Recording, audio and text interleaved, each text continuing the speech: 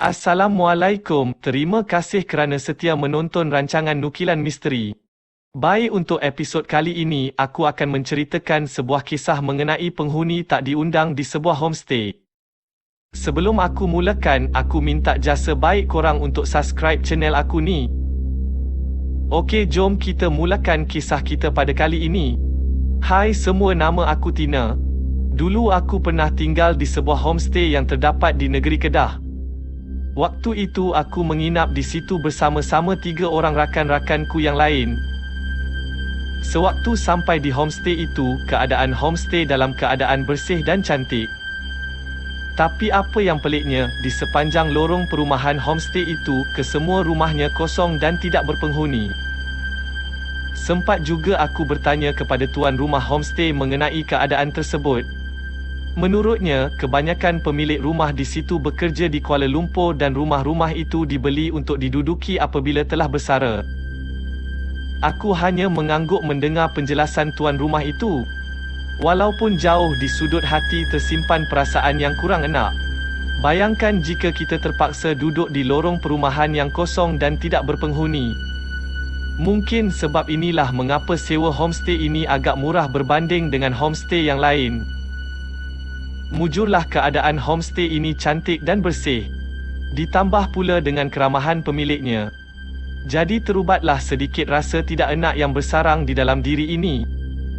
Homestay ini pun disewa oleh kami berempat kerana hendak menghadiri majlis perkahwinan rakan baik kami. Selesai sahaja urusan dengan tuan rumah, kami semua pun terus masuk ke dalam dan terus memilih bilik masing-masing. Aku terus merebahkan diri ke atas katil. Waktu itu sekitar pukul 3 petang. Aku bercadang untuk tidur sebentar. Kemudian barulah fikir hendak berjalan pergi ke mana. Lagipun majlis perkahwinan rakan kami itu pada keesokan harinya. Selepas lebih kurang 1 jam, tiba-tiba aku terjaga apabila terdengar bunyi benda jatuh dari arah dapur. Waktu tu bilik aku paling hampir dengan bahagian dapur. Aku pun keluar untuk memeriksa barang apa yang jatuh tadi. Apabila sampai di bahagian dapur, aku dapati tidak ada apa pun barang yang berada di atas lantai. Aku pun mula berasa pelik kerana bunyi benda jatuh itu boleh tahan kuat juga bunyinya. Aku pun memeriksa setiap bilik homestay tersebut. Tetapi tetap tiada apa-apa kesan yang menunjukkan ada tanda barang terjatuh. Aku pun segera bergegas pula ke ruang tamu. Sama seperti tadi, tiada juga kesan yang menunjukkan ada benda yang terjatuh ke atas lantai. Perasaan kurang enak mula bersarang semula di dalam hati. Aku pun melangkah kembali menuju ke arah bilik. Tiba-tiba aku ternampak seperti ada kelibat yang memasuki bilikku. Pada waktu itu, tiada perasaan seram yang aku rasakan. Cuma timbul rasa geram dan marah. Siapa pula yang berani menceroboh masuk ke dalam rumah ini? Aku pun terus bergegas masuk ke dalam bilik. Tetapi sesampai saja di dalam bilik, tiada siapa pun yang berada di dalam. Waktu itu perasaan seram mula muncul. Disebabkan rasa seram, aku pun bercadang untuk melepak sahaja di ruang tamu. Fikiran aku pada waktu itu berserabut memikirkan kelibat yang aku nampak sebentar tadi. Aku mengesyaki yang homestay ini ada penghuni yang tidak diundang. Tepat pukul 5 petang, rakan-rakan aku pun terbangun dari tidur. Mereka semua bercadang untuk pergi ke pasar malam berdekatan dengan kawasan homestay ni. Jadi kami semua pun terus bersiap. Di homestay ni bilik air ada 2. Satu di bilik master dan satu lagi berdekatan dengan dapur. Jadi kami berempat bergilir-gilir untuk mandi. Di bahagian dapur salah seorang rakanku sedang menggunakan bilik air itu. Jadi sementara menunggu rakanku itu siap mandi, aku pun pergi ke ruang tamu. Sesampai sahaja aku di sana, aku melihat 2 orang rakanku sedang duduk di atas sofa sambil menonton TV. Aku pun duduk sekali bersama rakan-rakanku menonton dan berbual kosong. Beberapa ketika kemudian aku terdiam. Kelihatan dari bilik master, rakanku yang satu lagi keluar dari bilik itu dengan menggunakan tuala. Jadi siapakah yang menggunakan bilik air di bahagian dapur itu? Tanpa berlengah aku pun terus menuju ke bilik air di bahagian dapur tersebut. Pada waktu itu masih jelas kedengaran bunyi deburan air menandakan ada orang yang mandi di dalam bilik air itu. Dengan perasaan yang bercampur di antara berani dan takut, aku terus membuka pintu bilik air. Namun sebaik sahaja pintu terbuka, tiada tanda-tanda yang menunjukkan bilik air itu pernah digunakan. Lantainya juga kering. Tiba-tiba rakanku muncul. Dia mengatakan kenapa aku tak mandi lagi. Aku hanya memberi alasan yang aku akan mandi apabila pulang daripada pasar malam nanti. Jadi aku hanya membiarkan rakanku itu masuk dan menggunakan bilik air tersebut. Dalam pukul 6:30 petang, kami semua pun berangkat daripada homestay tersebut menuju ke pasar malam. Kami memutuskan untuk berjalan kaki memandangkan pasar malam itu pun tidak berapa jauh jaraknya. Sewaktu hendak mengunci pintu gate, aku sempat mengeling memandang ke dalam rumah melalui tingkap yang berada di sebelah pintu masuk utama. Kebetulan tingkap itu pada waktu itu langsirnya kami ikat pada penyangkut pada bahagian sisinya. Jadi memang boleh nampak jelas bahagian dalam homestay tersebut. Waktu itu aku ternampak seperti ada bayangan hitam di dalam homestay itu. Aku menyumpah seranah di dalam hati. Mengapa aku sahaja yang boleh nampak benda-benda itu? Tepukan rakanku pada bahagian bahu mengejutkanku dari lamunan. Rakanku bertanya kenapa. Aku hanya menggelengkan kepala. Aku memandang semula ke dalam rumah dan bayangan hitam itu telah hilang. Kami semua pun terus bergerak menuju ke pasar malam.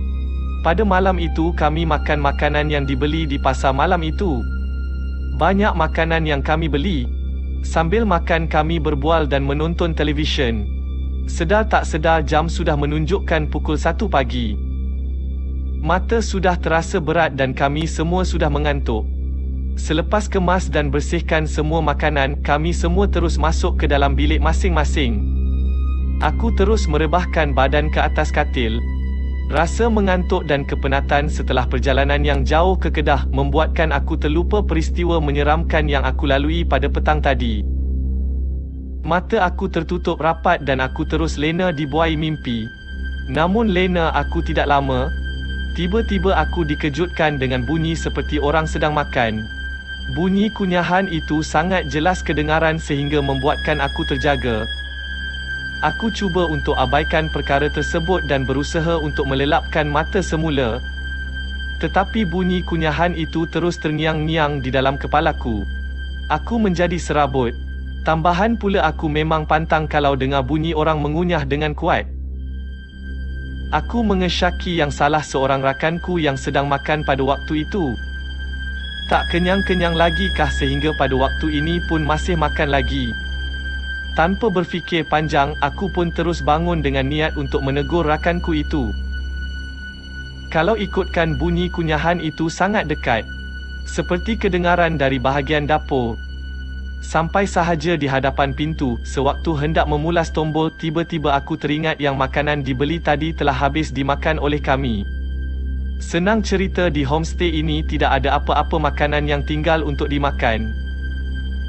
Jadi benda apa yang sedang dimakan oleh rakanku itu?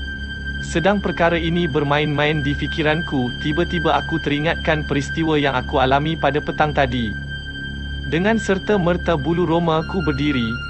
Perasaan seram mula timbul. Aku yakin yang berada di dapur itu bukanlah rakanku. Aku mula menyumpah seranah di dalam hati. Sudahlah bilikku yang paling dekat dengan bahagian dapur. Bunyi kunyahan itu masih jelas kedengaran.